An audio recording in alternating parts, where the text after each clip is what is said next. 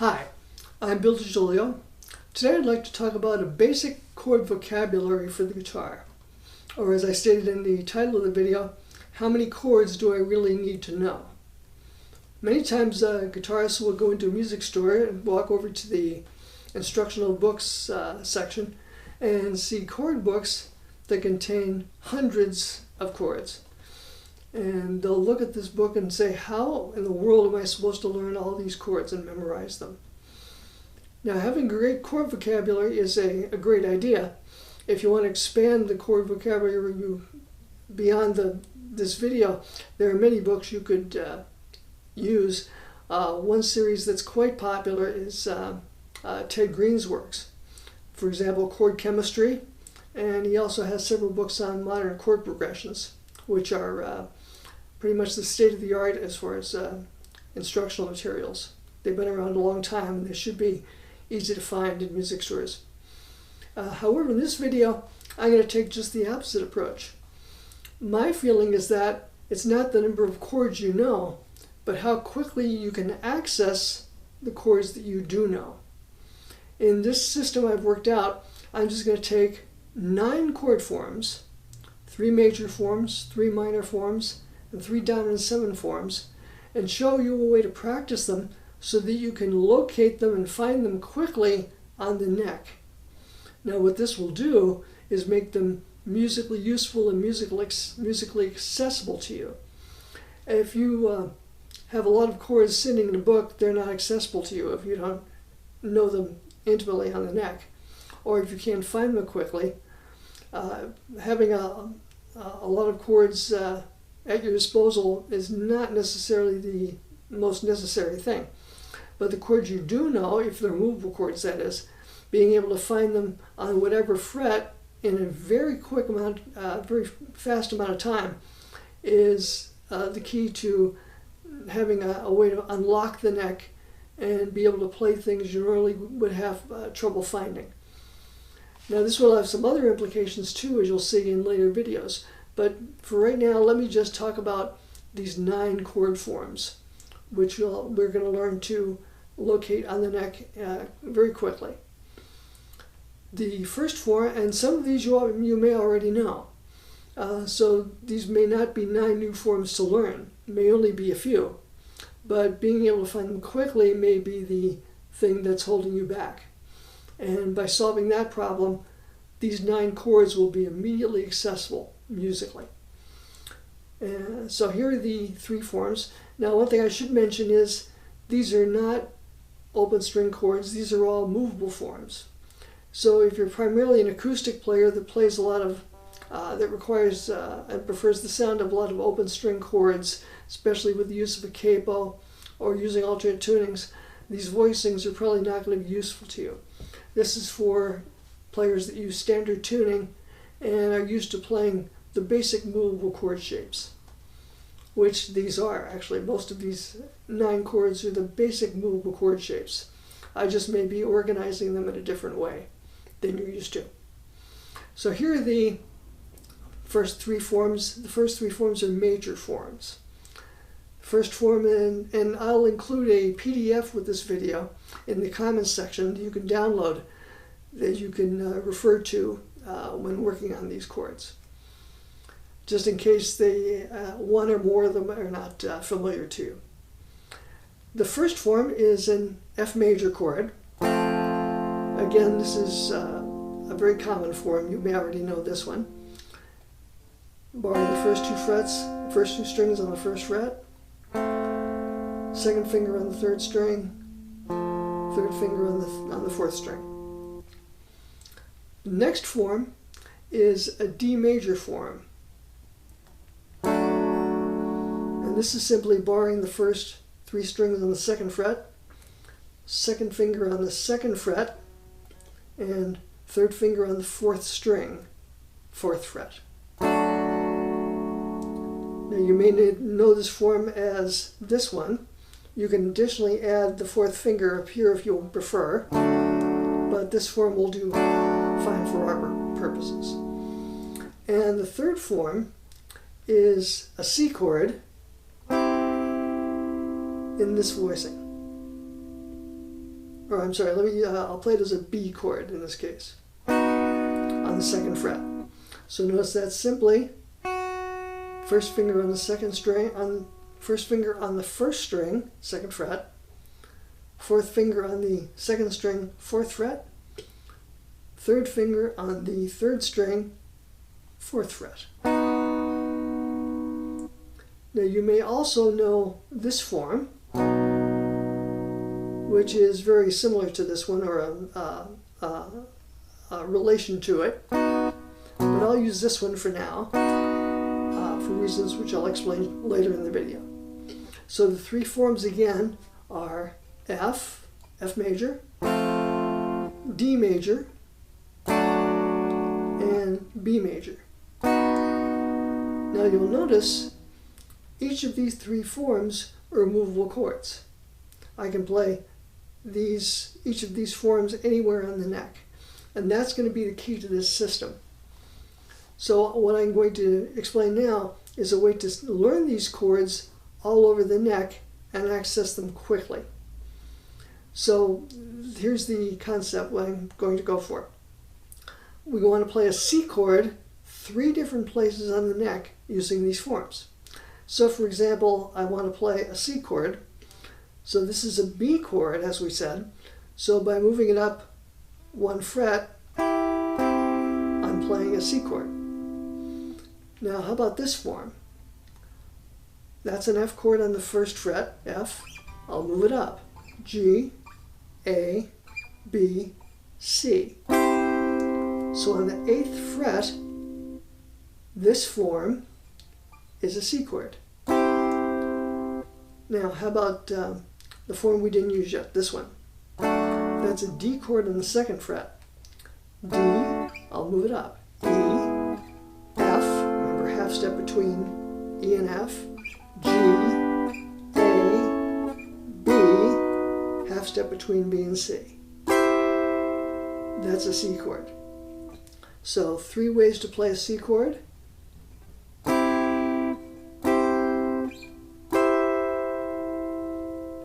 Now notice I found those very quickly, and that's the key.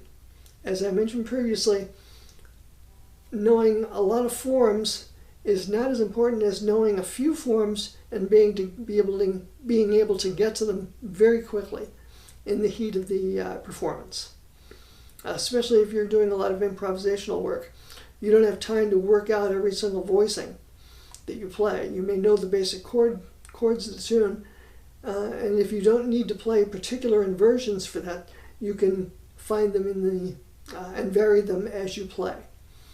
So a good way to practice this is to go through each of the 12 chord roots, and I'm going to play each of those 3 chords on each of the 12 roots. I'll go through it fairly quickly, but in the beginning, to learn them, you want to take the steps I just did. So be able to find a C chord, for example, find a C chord using this form, find a C chord using this form, find a C chord using this form. So all 3 chords, you should be able to find a particular chord. Now I'll go through it very quickly for the purposes of this video. Going through, moving up every single one would make for a quite boring video. So I'll do it fairly quickly, but just be aware that it may take you a little bit of time to go through and memorize where each of these chord voicing are. But once you know them, it's going to be immediately accessible to you, which is the point here. And that's going to have some other benefits as well, which I'll be discussing in the future, in a future video. So let me go through them. I'll start with, as I said, the major chord forms that I just discussed, and I'll go through all 12 roots. I'll use the circle of fourths to make sure I give myself enough variation and to make it a little more challenging for me.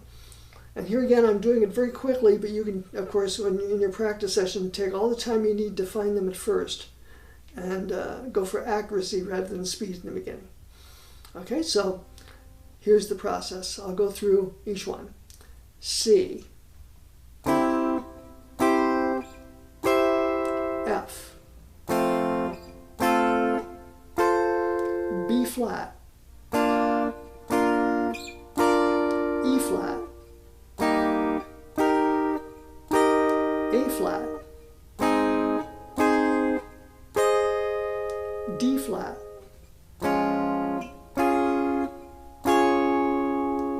F sharp, B, E, A,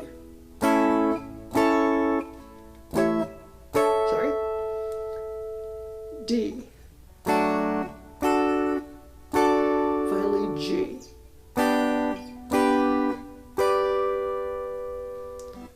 So as I said, that's the goal, to be able to find each of those chords fairly quickly on the neck. And notice those are only 3 different chord forms I used. Now, the next step is to move on to minor chords. So the 3 minor forms we're going to be using are going to be closely related to the forms that I just showed you. Okay, so for example, this was the F major form we just played. Here's the minor form. I'll simply remove the second finger and move the first finger up, so I'm barring 3 notes on the first fret. That's our F minor form. Again, you may know this one already. Now, the second F minor form, or the next form I'll use, will be B minor. And again, this one may already be familiar to you. Okay? And there again, since I'm only playing the top 4 strings, this would be a movable chord. Now, the next form I'll use is a D minor.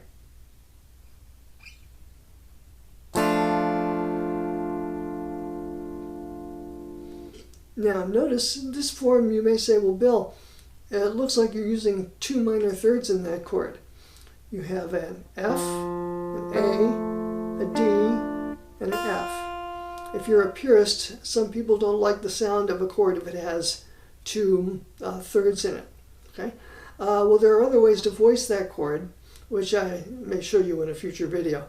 But I'm using this one for now for the purpose of, number 1, it's an easy voicing to grab. And as well, it relates to some other forms which I'll be discussing in the future. So let's use this one for now. If it really bothers you, you can use a form like, for example, this one. This is a relative of it.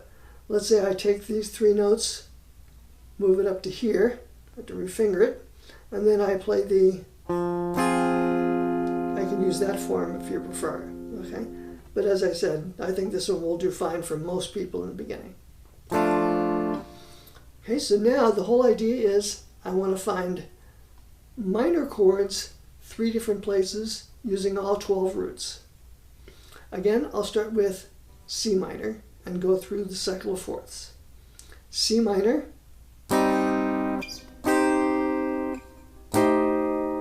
F minor, B flat minor, E flat minor,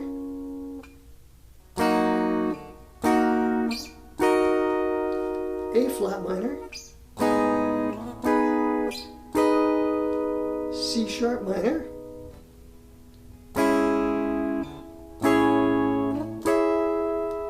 F sharp minor, B minor,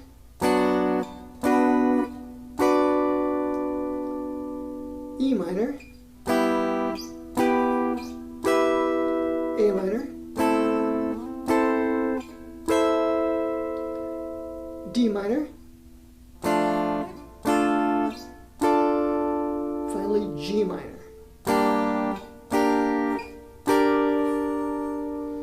Again, I did those very quickly, but the whole idea is to be able to find them fast. And when you practice them, just take your time, count up in the beginning if you need to locate them. Now, one thing that you may find that this is similar to is you may want to relate to one of my previous videos called Finding the Notes on the Neck. Notice it's a very similar principle because, as I said, being able to find the notes on the neck quickly will be the key to knowing what you're playing musically. And it's a very similar concept here. Having a small number of chords to use, but being able to locate them in a very quick manner is going to be musically useful to you. Okay, so that would be the minor forms. Now the dominant 7 forms are as follows. F7. Again, notice that's only a slight change from the F major chord that we used at first. I'm just adding the 4th finger. Next form would be here on the 3rd fret. This would be an F7 chord.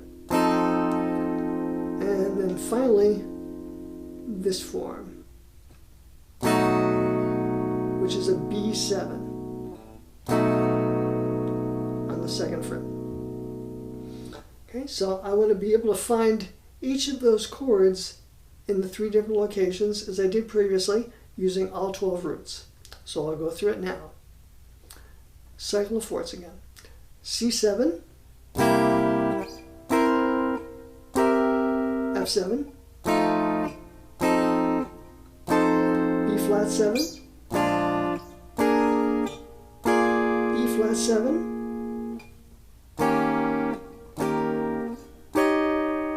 A flat 7, C sharp 7,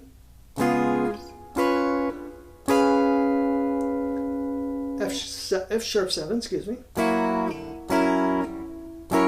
B7,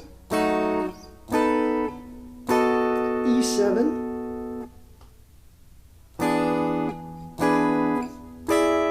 A7,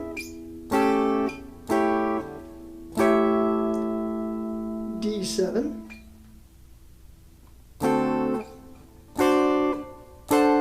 G7.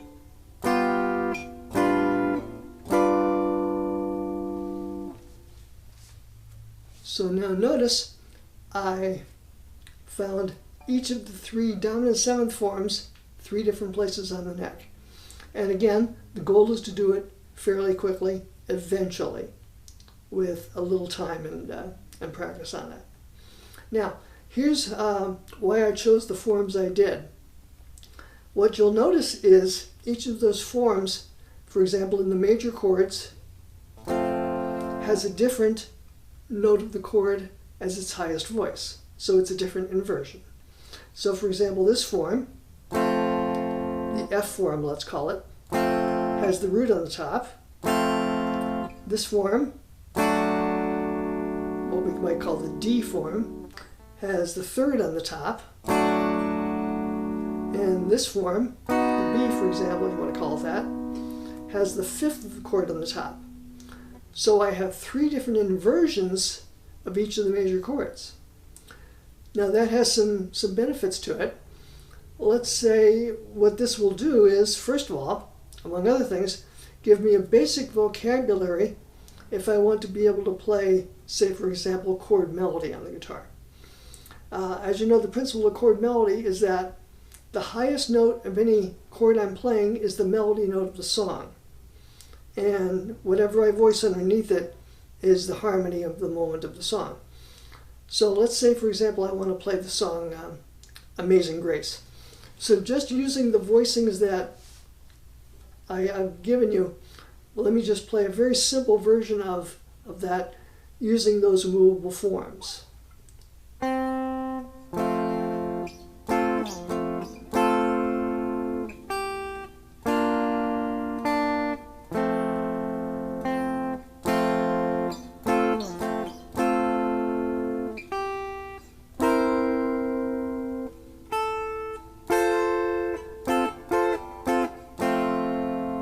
I could use this. Sorry.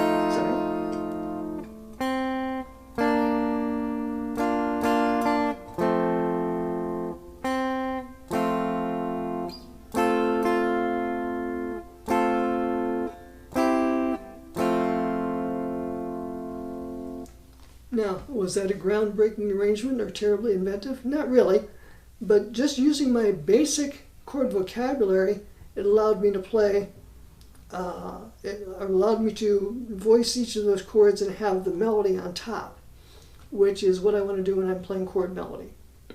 Now, in a future video, I'll discuss another application of knowing these three forms and being able to access them quickly. As I said, this is a teaser, of course, for a future video, but I'm not afraid to put that in here. So that would be the basics of what I'm calling my 9-chord system. And as I said, it may take a little time to get used to it and playing each of those chords, each of the voices, finding them quickly. But it's well worth it in musical situations, as you'll see.